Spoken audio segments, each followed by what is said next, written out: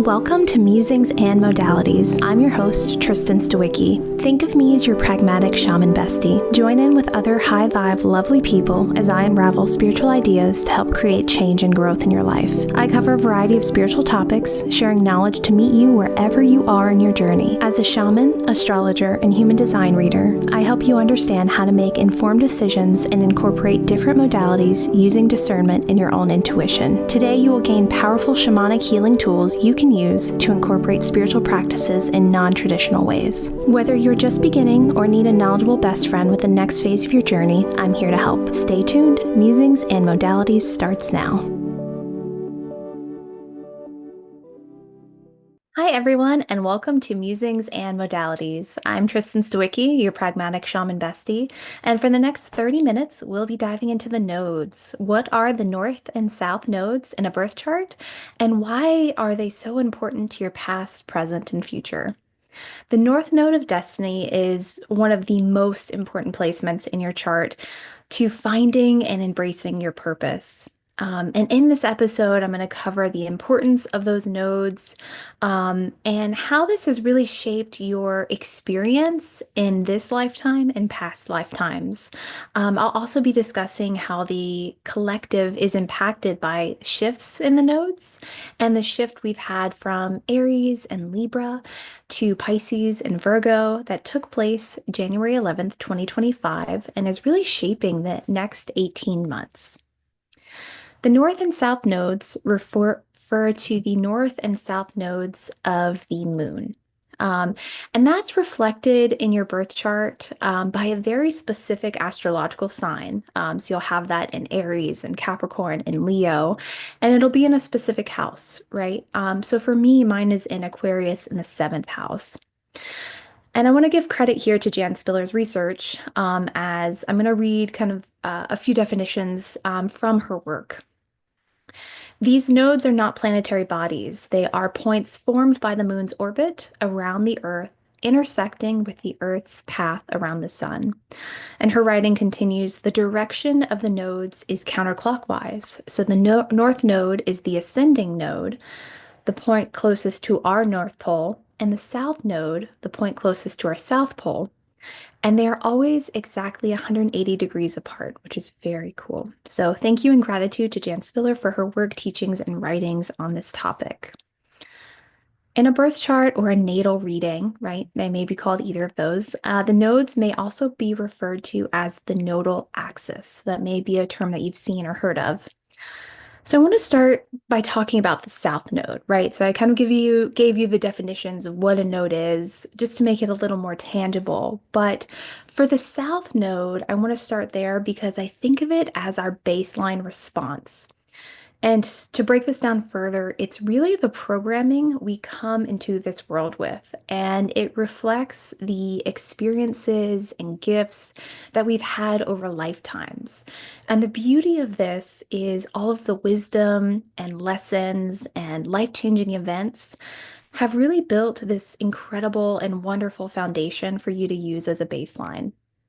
It really is a place to grow from.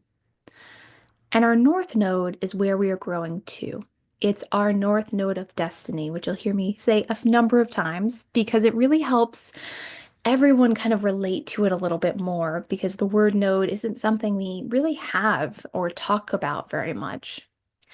And this north node is really our guiding light and our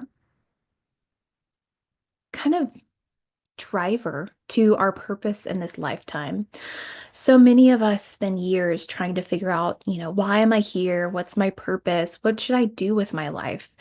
And the beauty of the nodes, especially the North Node, is that the answer is spelled out for you, right? It's an integral part of the agreement you made to come back to Earth and to see how far you can grow in this lifetime, trying to be ever closer to enlightenment.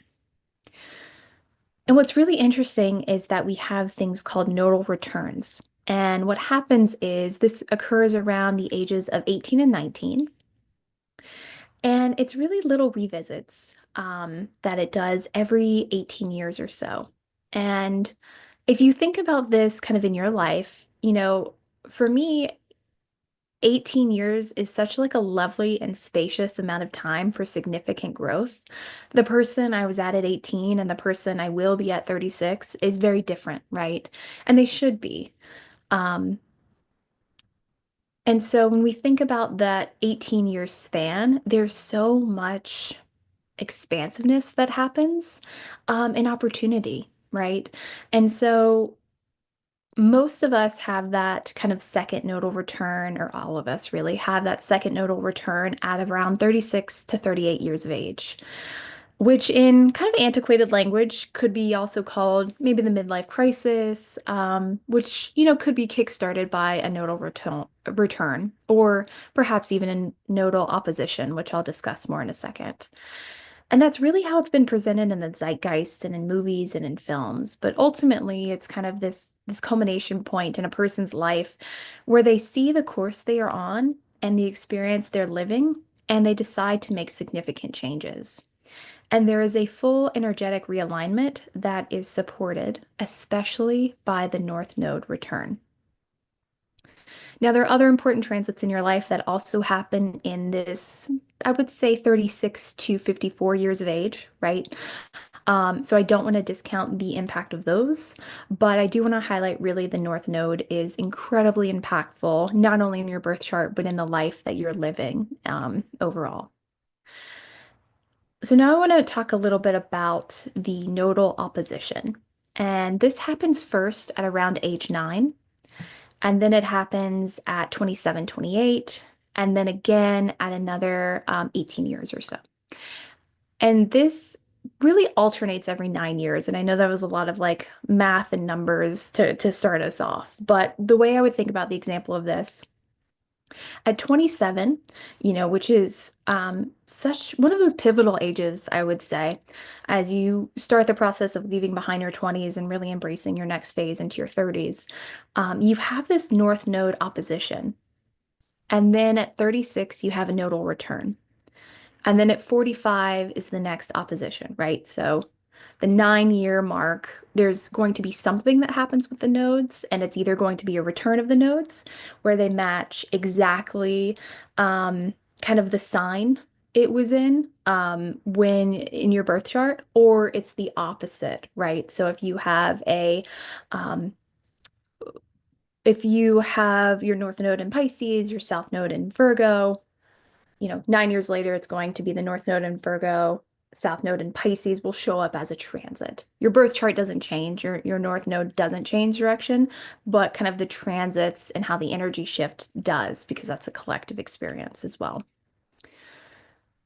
The energy of this opposition really focuses on where you are comfortable and where that baseline programming is kind of showing up. That could be where you're kind of relying on creature comforts or relying on places where you've just done a thing a certain way. And so a really relatable example of that is at work, right? You have the opportunity where you could stay in the career path you've been on, perhaps since your 20s or early 30s. You've, had maybe a significant portion of your life in this direction.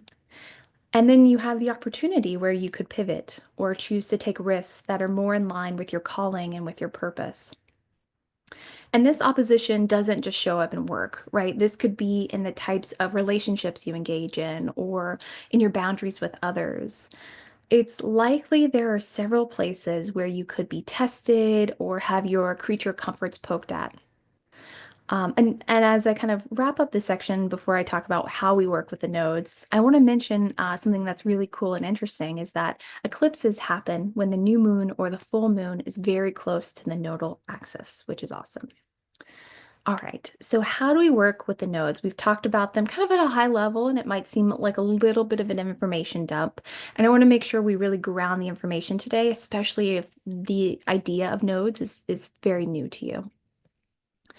So in a birth chart, the nodes tell us a ton of information. It's rich with information. Starting with the South Node, the sign and placement of the South Node allows us to validate and dig into that baseline programming that you have. Hearing that your experience in the world and how you naturally interact in your life and your relationships is so freeing, right? It helps provide reason where you might have had doubt, where you might have even disliked something about yourself. The South Node also allows us to honor how our past experiences shape our current reality. And we can acknowledge without judgment where our kind of base programming is no longer supporting us in this lifetime and where we want to learn and grow from it. And I really want to honor how beautiful that understanding is, that validation is, and what a gift it is to see yourself from that vantage point. For the North Node, there is an abundance of stuff to kind of sort through, and there's all kinds of incredible information. There's a reason that I offer like a full hour, which normally goes into 75 plus minutes, just about the North Node, is because it's one of the most personal placements we have. It's why we're here right now in this lifetime and in this timeline. Through understanding the sign and placement of the North Node, we can ascertain where to develop and focus on. Are you someone who is working to firm up boundaries or be more compassionate? Do you need more alone time, or do you need to form relationships within your community to achieve success and fulfillment? So for me personally, my North Node is in Aquarius in my seventh house, and my South Node is in Leo, which is also my rising sign, in my first house. And my goal in this lifetime is to really release my programming of being the star and center of attention, and really to use that star quality that is my baseline programming to build not an audience, but a true community. And to be a leader, not just a trendsetter, whatever that means. It's really to release any habits built from vapidness or selfishness or the shadow side of Leo and embrace building up those around me through innovation, through curiosity, and new ways of being. And through the North Node, I know where my talents are and what professions are best suited to me. From the sign and the placement, I'm really able to gather what habits to release, what situations can trip me up, and the North Node also shares what healing affirmations and spiritual habits are best suited to the growth I need. Now, my nodal return is actually coming up in 2026, and I can already start to feel and see the check-ins from the universe. They're a little bit more insistent on some changes, and the energy is already starting to peek its head in. And I say that because if you're someone that is currently experiencing a nodal return or opposition, and you feel untethered, you feel that profound shift in energy, I really want to validate for you that this is not always an easy process. It's not always an easy energy to be in, but it is very helpful and ultimately supportive. And we really want to make sure we keep in mind that it is supporting you because that's the reality, right? And when it's at this moment chaotic and challenging and overwhelming, I really want you to look through the momentum for change that's unlike anything else. If you are looking for signs or course corrections where you feel lost, this shift in energy will really set you right. And that's really comforting to know, actually, overall. So, if you want to understand and have validation for your strengths, your areas of growth, where you might have some unsupportive habits, roles that work best for you, and so many other answers, I really encourage you to learn and connect with the energy of your North Node. I wanted to shift into talking about the importance in 2025 and 2026 for the collective, and not just the individual, right? So again, in our birth chart, we all have our individual placements of where our North and South Node lies. That doesn't change over your lifetime, but you do experience transits. So we have the collective experience of the nodes shifting signs every 18 months. And there's a lot that can happen in 18 months. I know it isn't as expansive as 9 years or 18 years, but big shifts can happen in that time frame. The North Node left Aries and entered the North Node left Aries and entered Pisces on January 11th of this year, and the South Node left Libra and entered Virgo. And the reason for that is we have sister signs, right? And so you see that kind of that sisterhood, really, of signs as they move together in transits. And from an elements perspective, I thought it was important to call out that our north node moved from fire to water, and the south node moved from air to earth. And with the South Node in Virgo, with this shift, I wanted to talk a little bit about the sign of Virgo and what we have the opportunity to release. And so, with this, we can release overanalyzing. We can release being rigid in our thinking, of valuing order over flow. And with the North Node in Pisces, we can look to that sign and think about how we can reconnect with our spirituality and spiritual practice. We can really look at our ability to daydream and see where that's expanding, where we can really fantasize and see vision and even escape with ease as we need to. And so there's this opportunity where we can step back from where we've been narrow in our thinking, and we can see where we can change and adjust our view of the world and perhaps even our view of ourselves. This transit that happens every 18 months affects each and every one of us, and you can check within your birth chart to see what houses Pisces and Virgo are in for you and their importance in your chart. For me, this energy has showed up big. I have prominent placements, especially in Pisces. That's my sun sign. It's in my eighth house. And this energy has shown up in very big, chaotic, and unfathomably supportive ways. And this has really highlighted where I've outgrown things in my life. There was actually quite a lot of both collective and personal grief in January that continues to linger. I'm really releasing where I've been too rigid in my spiritual practice. I'm where I was really going into the routine and reflecting on where I could update it, but I've actually worked to even more integrate kind of flow and moving from that idea of, I have to be this way at work, which I know I've talked about in previous podcasts, this way at my day job, this way, when I'm with different people or what have you. And this experience, especially over the last 3 weeks, where I've had beautiful kind of travel experiences and beautiful time with coworkers, has really enforced that I don't need to have a corporate versus spiritual mask, right? I've fully integrated spirituality into all facets of my life. And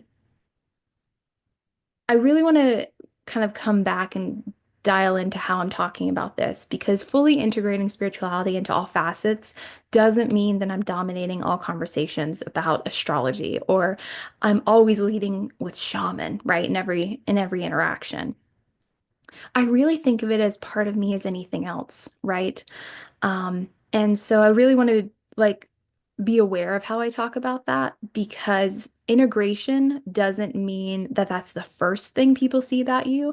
In actuality, it's a part of you just like anything else, just like your hair color, just how you walk, just how you move, just how the kindness of how you greet others. That's what I'm talking about, where it's fully embodied within you. Even in just 3 weeks, right? It hasn't been that long since the nodes shifted. I've had so much momentum from this transit that feels so magical. And I want to honor that that might not be your experience with this transit. Frankly, the last North Node transit and the nodal shifts was not super fun for me. And so it is really refreshing to kind of ride this high overall. Since this transit just kicked off, I really encourage you to see what's coming to the forefront of your life. And if there's a pattern coming up or a new way of thinking already that's starting to kind of whisper to you or peek its head in.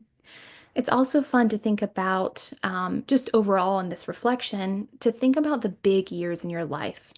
And I really encourage you to see if you can find the signs the nodes were in during that time frame. And if there was a big year that happened for you during a nodal return or opposition, because it really is kind of fascinating to track for yourself. So with this transit, I'm seeing more discussions about different modalities happening.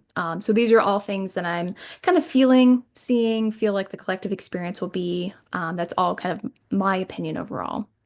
I really hope to see more authentic voices in the spiritual community because that's unfortunately not always the case.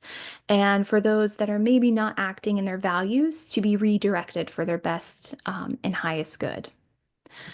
I anticipate a return to art and music and creativity, both as a means of escape, but also and ultimately a means of kind of reclaiming the beauty of the world. Um, Pisces is the last sign of the zodiac for a reason. There is wisdom and tidbits from each of the other signs before them. They are a culmination of the entire zodiac. And I don't want to discount, like the energy of Pisces is so lovely and wonderful, but I don't want to discount that Virgo is also the sixth sign. So we have the sixth and the 12th sign and that sister sign as well. And so Virgo is incredibly strong and powerful in its own right, and has elements of that wisdom and has elements of just being really helpful for us overall. And so in preparation for, experiencing the nodes shifting, as that shift continues to unwind, I really encourage you to kind of reflect on what's happening in your life and within your communities, especially. Think about what we can release to build up. And this is really a point of reflection with aligned action. That is really, really key here because if something is no longer in alignment, it will fall away very quickly during this time. There's an element, especially to the last sign of the zodiac, of endings, of grief, of change, transmutation.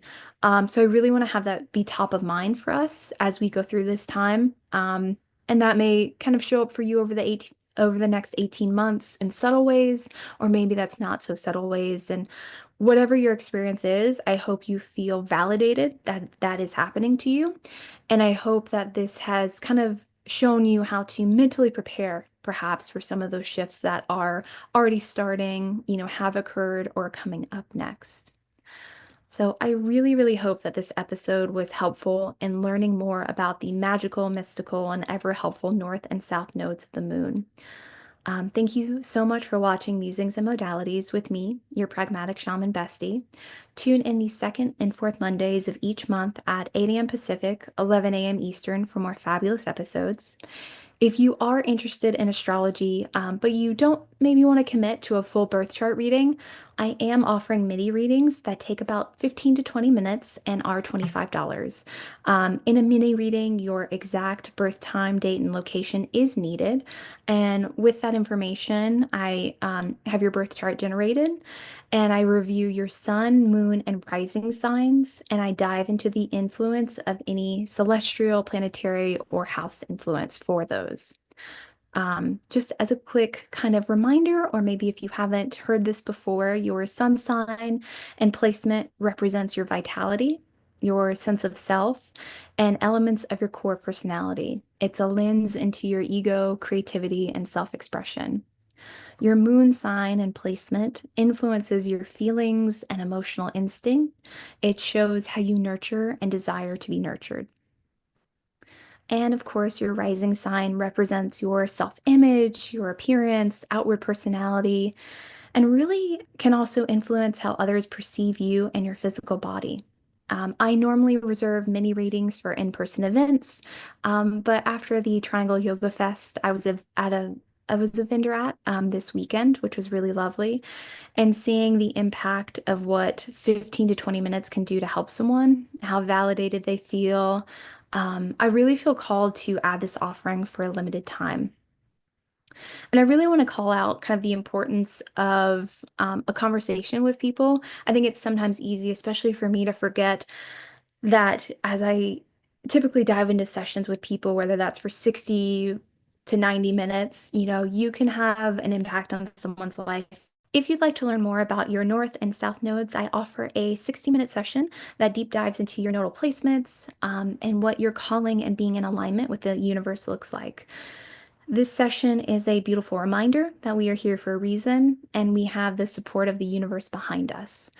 And during this session, we'll uncover all of the things I discussed in this episode, like your purpose, discuss tangible actions for how do you get there, how do you work on that, review healing affirmations, talk about those past life gifts that are here to help you on your journey.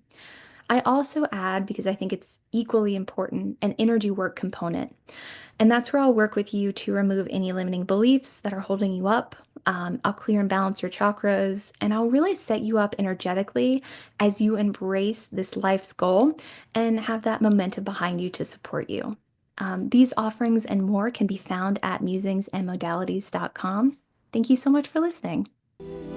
You've been listening to Musings and Modalities with me, Tristen, your pragmatic shaman bestie. For more powerful healing tools, join me every second and fourth Monday at 8 a.m. Pacific on Transformation Talk Radio. I cover a variety of topics to meet you wherever you are at on your spiritual journey. Learn techniques to work with pendulums, past life healing, astrology, and more. Please share the show and subscribe for more guidance from your pragmatic shaman bestie at musingsandmodalities.com.